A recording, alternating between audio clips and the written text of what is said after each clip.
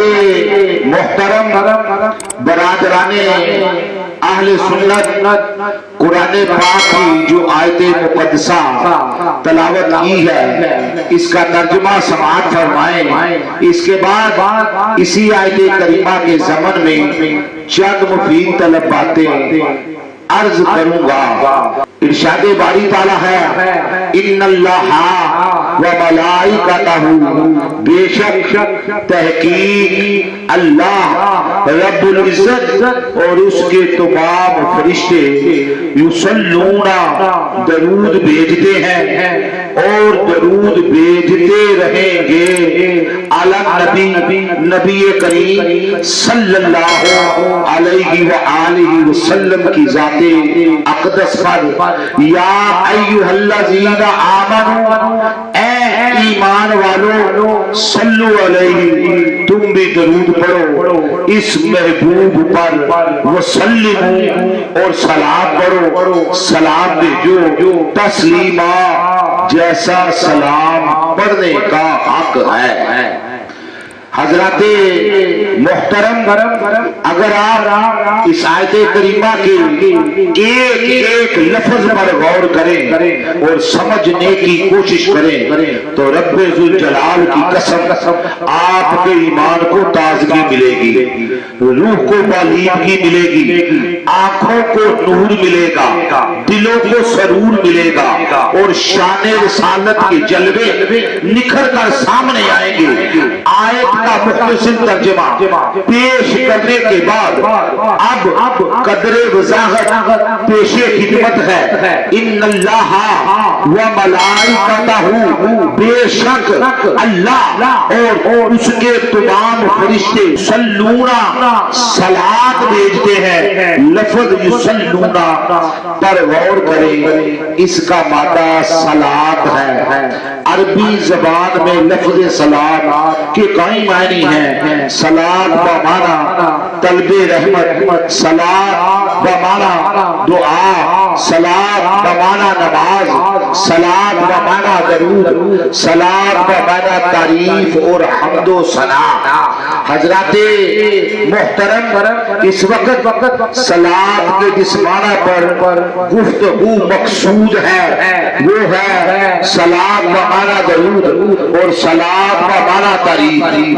اگر صلاۃ کا معنی درود لیا جائے تو پھر معنی یہ ہوگا، پھر معنی یہ بنے گا اللہ اور اللہ کے فرشتے درود بھیجتے ہیں۔ توجہ فرمائیں، یہ مسئلہ قرآن بتا رہا ہے اور ہر مسلمان جانتا ہے کہ اللہ درود بھیجتا ہے، لیکن اللہ نے یہ کام کب سے شروع کیا؟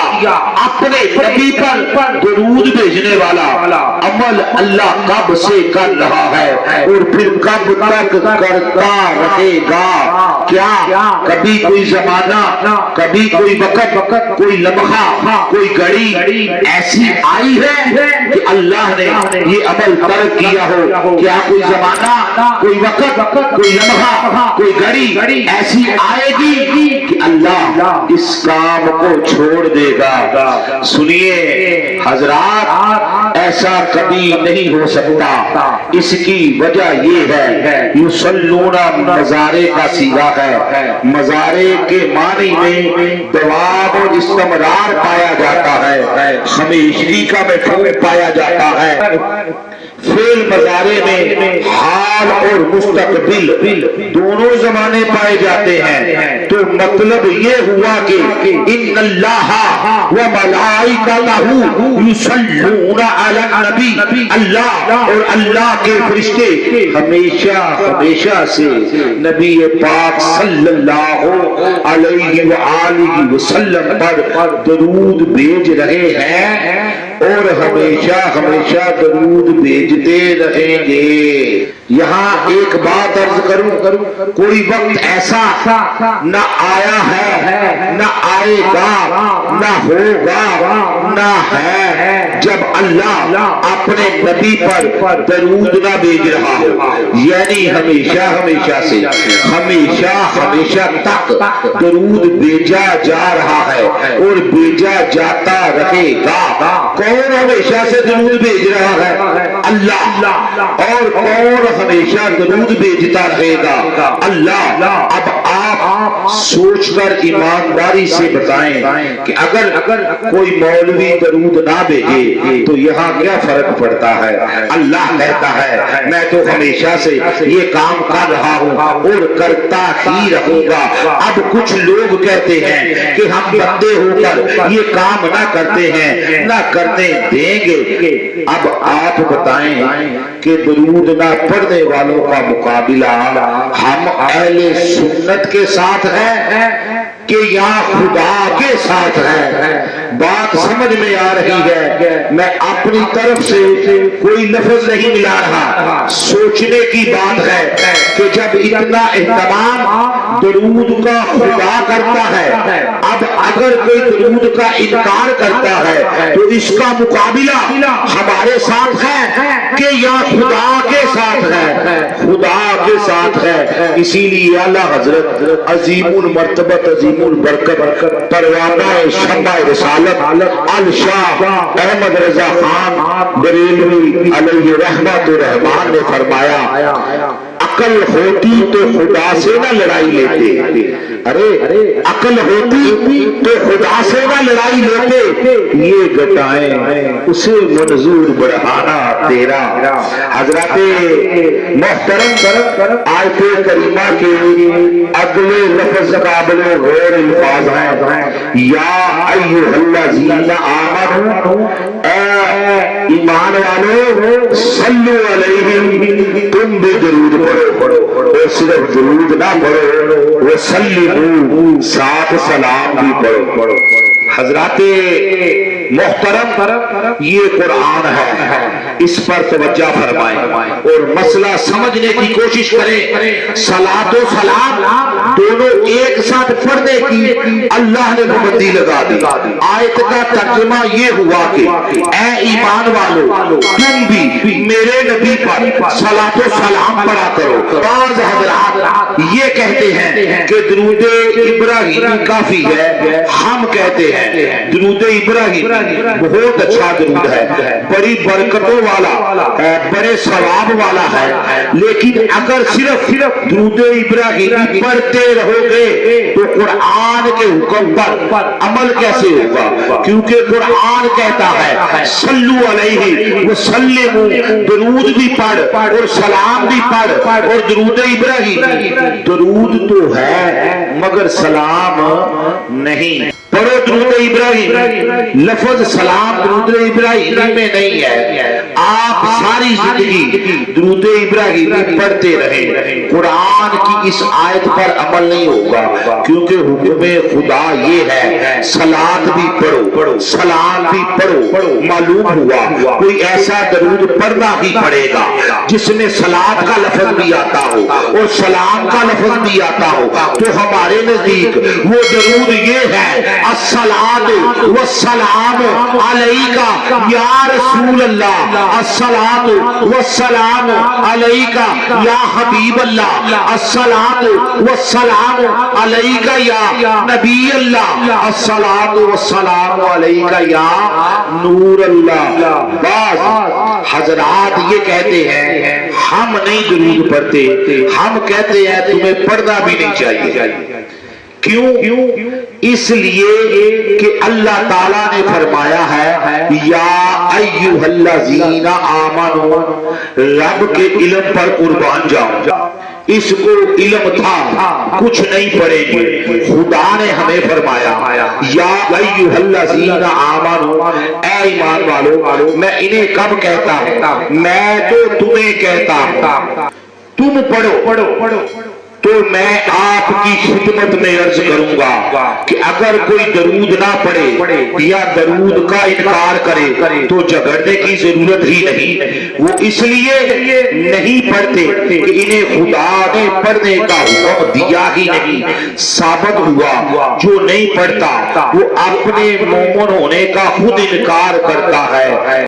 محل اپنا اپنا، مقام अपना अपना किए जाओ ऐ मैं हारो काम अपना अपना वसल्लिमु सलाम पढ़ो तस्लीमा जिस तरह सलाम पढ़ने का हक है लफ्ज़ तस्लीमा ताकीद के लिए आया है क्योंकि वसल्लिमु अमर हुक्म है और तस्लीमा मफूल मुतल्लिक है यानी अमर के बाद मफूल मुतल्लिक लाकर ताकीद कर दी यूं समझे कि अल्लाह रब्बुल इज्जत फरमा रहा है कि मैं इतनी ताकीद दुरूद की भी नहीं करता जितनी सलाम की कर रहा हूं सल्लिमु तस्लीमा।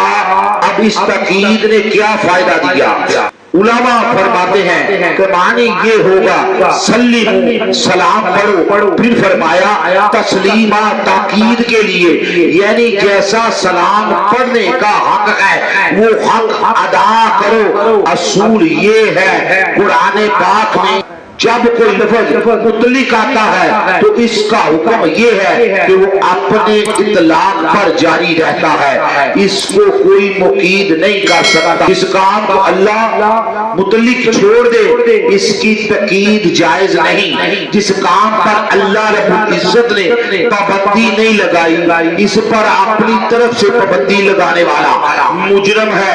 हजराते मुहतरम गौर फरमाए अल्लाह ताला ने सल्लु अलैहि वसल्लिमु तस्लीमा फरमाकर कोई पाबंदी नहीं लगाई।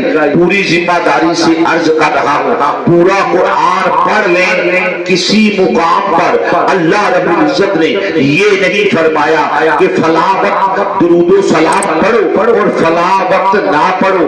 वक्त की कोई पाबंदी नहीं लगाई न हैयत की पाबंदी लगाई कि किस हालत में दुरूद व सलाम पढ़ो खड़े होकर पढ़ो बैठ कर पढ़ो इस पर भी कोई पाबंदी नहीं है। मुतलकन फरमा दिया सल्लु अलैहि वसल्लिमु तस्लीमा। फिर किन लफ्जों से दुरूद सलाम पढ़े इनके सीगे क्या होंगे इस पर भी कोई पाबंदी नहीं लगाई। हजराते मुहतरम तीन बातें काबिले गौर हैं वक्ते दुरूद सलाम हालिते दुरूद सलाम और तीसरा सीगाए दुरूद सलाम।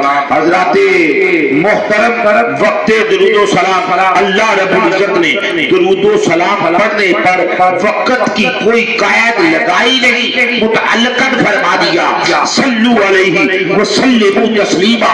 दुरूद सलाम पढ़ो जब तुम्हारा जी चाहे पढ़ो जिस वक्त चाहो पढ़ो मेरी तरफ से वक्त की कोई कैद नहीं। नमाज के अंदर पढ़ लो ये भी ठीक है नमाज के बाहर पढ़ लो ये भी ठीक है नमाज के अंदर पढ़ लो ये भी ठीक है नमाज से पहले पढ़ लो ये भी ठीक है नमाज के बाद पढ़ लो ये भी ठीक है अजान से पहले पढ़ लो ये भी ठीक है अजान के बाद पढ़ लो ये भी ठीक है। दिन को पढ़ो रात को पढ़ो सुबह को पढ़ो शाम को पढ़ो हर आन पढ़ो जब जी चाहे पढ़ो जितना जी चाहे पढ़ो हुक्म मुतल्लिकन है सब जायज है दुरुस्त है जब तुम्हारा दिल करे जब तुम्हारा जी चाहे बस दुरूद पढ़ सलाम पढ़ मेरे महबूब पर बस दुरूद सलाम पढ़ता रहे भेजता रहे। हजराते मुहतरम अल्लाह रब्बुल इज्जत ने दुरूद सलाम के लिए किसी हालत की पाबंदी भी नहीं लगाई